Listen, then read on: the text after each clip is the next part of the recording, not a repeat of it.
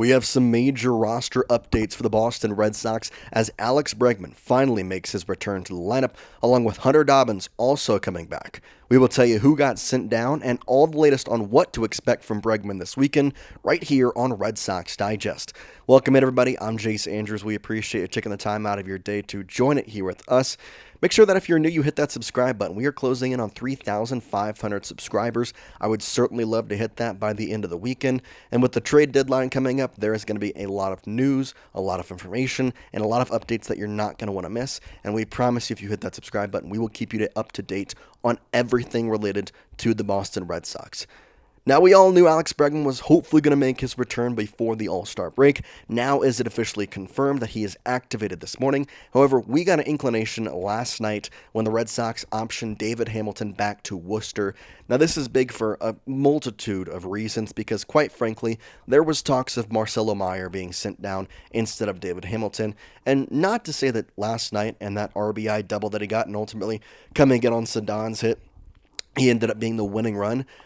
I don't know if that necessarily saved his roster spot, but it just proved more why he was not the odd man out.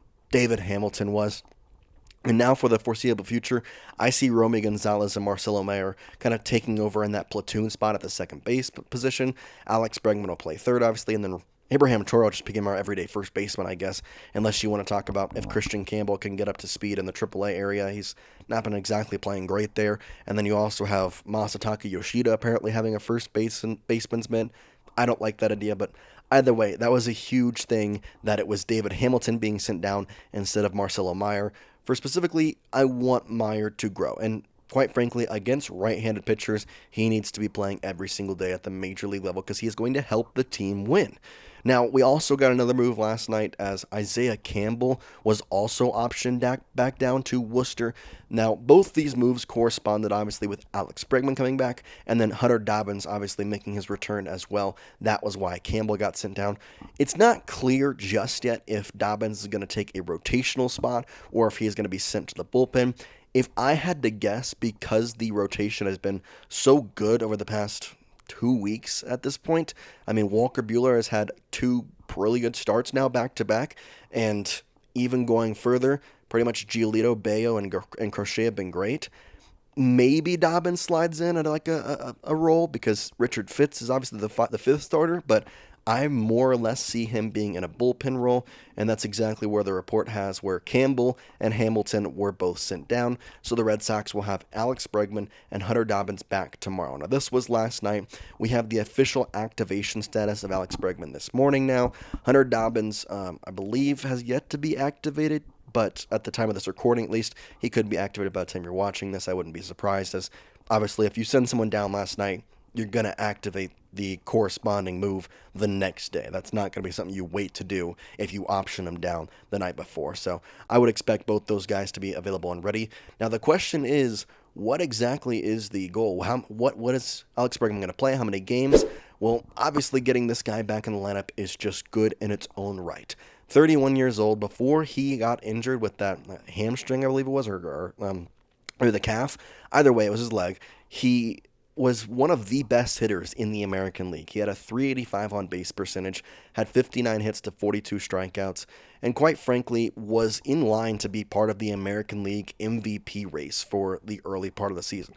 Obviously, the injury can change a bunch of things, and we don't know what to expect with him coming back from that injury, although it's something that we've seen from him in the past, and when he's come back, it's been the same player. It's been the guy that still hits, and I'm kind of excited because Alex Bregman has such a swing built for Fenway that he is going to get to play a couple games in Fenway before the All-Star break, because we're going to have to go to Chicago and then we're going to have to go to Philly when we come back. So I'm glad he gets a couple of games at home before he goes on the road. Now, funny enough, his average is actually better on the road this year than at Fenway, but either way, we're on a 7-game win streak. The team is hot, and now you're getting back Alex Bregman.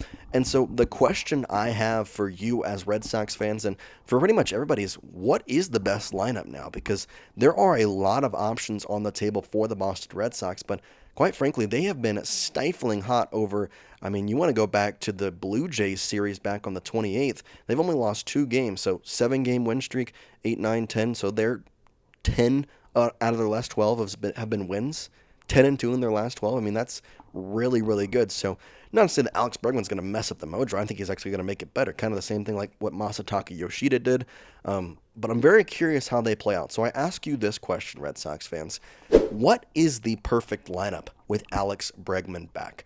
I want you to let me know down in the comments section. Is there like a lineup that you have in your mind that you like? Now, this could include someone getting traded. This could include someone just not being a part of the lineup because obviously you don't see them as a fit anymore and maybe they're traded, maybe they're on the bench, whatever you would like. But I'm going to kind of discuss my thoughts on this, but I really would like to know, as a fan base, what are we kind of thinking? Are we thinking that it's time for Jarren Duran to get traded? Are we thinking that maybe Masataka Yoshida doesn't serve a purpose here?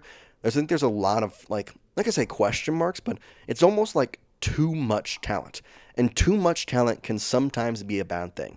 And for this situation, I kind of think it is, because we don't exactly know who should be the everyday guy at almost every position. I mean, besides short and third base, we know exactly who the everyday guy should be. Quite frankly, the way Sedon is playing, I think center, we know who it should be. But the corner outfielders, second base, first base, it's kind of a question mark for a lot of what exactly this team is. Now, I do want to hold tight on the lineup just for a moment, just because Marcelo Meyer is such a big piece to me because of how well he hits right-handed bats. And he actually talked last night after the game and said this. He said that the Red Sox have not told him anything about getting more reps back at second base with Bregman fully back, but he remains on the roster. Now, they can confirm they discussed the possibility of sending Marcelo down instead of Hamilton. So I just wanted to throw that out there, that they hadn't talked to him blatantly, hey, you're going to play second base. Now, Marcelo Meyer is a professional baseball player, and he is quite frankly, the opposite of Rafael Devers, not to throw shots there, but he is going to play wherever that Red Sox is going to play. That is not going to be a question. But I find that interesting that the Red Sox haven't talked to him. And their communication status has been flawed in the past. I'm not saying that they have to talk to him, but it is an interesting thing to see that.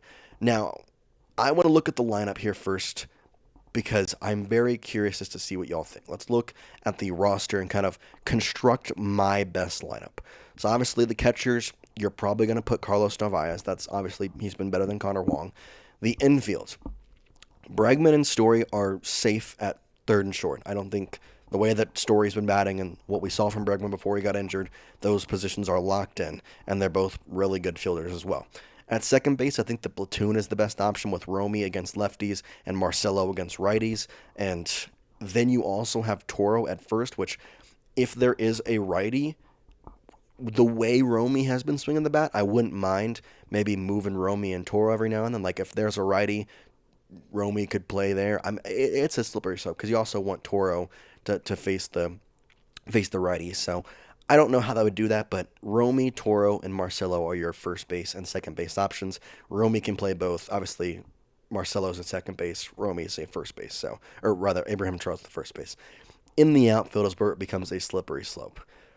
I think it's hard to say, but right now my best lineup is Roman Anthony in left, center is Sedon, right is Wilyer, and my DH is Jarren Duran. I know that limits his value, but Masataka Yoshida gets a hit every time. That's great. Jarren Duran is batting like 380 over the past 7 games. I'm keeping him in that DH spot, and that's where I'm like, does Masataka Yoshida serve a purpose anymore for the Red Sox? Why would they bring him back if not? Obviously, you have Rob Refsnyder as well that can throw in there. So it's a very interesting thing to construct this lineup now with how much talent you have and what exactly you can kind of see from this Red Sox team. Now, the good news is I'm not Alex Cora, and he has a lot of options, and I expect him and quite frankly trust him to make the right options.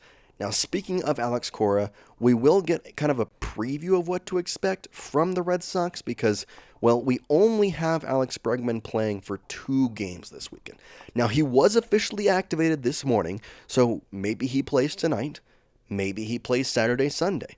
We don't exactly know for sure what the plan is. However, we do know, according to Smitty on MLB, that he talked to Alex Cora and he said that they will be playing him 2 games this weekend. Hopefully, in my opinion, that's a Friday and a Sunday would be my personal bet, just because you want to ease him back in. So you let him play the Friday game, you give him Saturday off, you can let Meyer go play back at third, and then Sunday you play him again. What's your thoughts on that? Do you think you should play back-to-back games? Do you think a day off would be good to kind of ease him back in? A game, a break, a game, and then you get the All-Star break. Let me know your thoughts in the comment section. But those are the roster moves that we are going to discuss. So Bregman back tonight, Hunter Dobbins back tonight. Don't know. Again, I think it's going to be a bullpen role, although we don't have official word on that. But wanted to make sure we got the video out to you first. So again, if you're new here, hit that subscribe button, because every time a Red Sox roster move is made or any kind of crazy thing, make sure that you go and check out the channel, because we probably have a video on it. But for now, we appreciate you watching. We appreciate you tuning in, and appreciate you making it to the end of the video too. If you made it to the end of the video, I want you to do me a favor. Go down in the comment section and type real one. I'm responding. I'm loving every comment that says real one, because I know that you're actually watching the whole video, and I really, really do appreciate it. For now, though, guys, we appreciate all the support on the latest videos, and we'll see you next time here on a Red Sox Digest. Peace out, guys.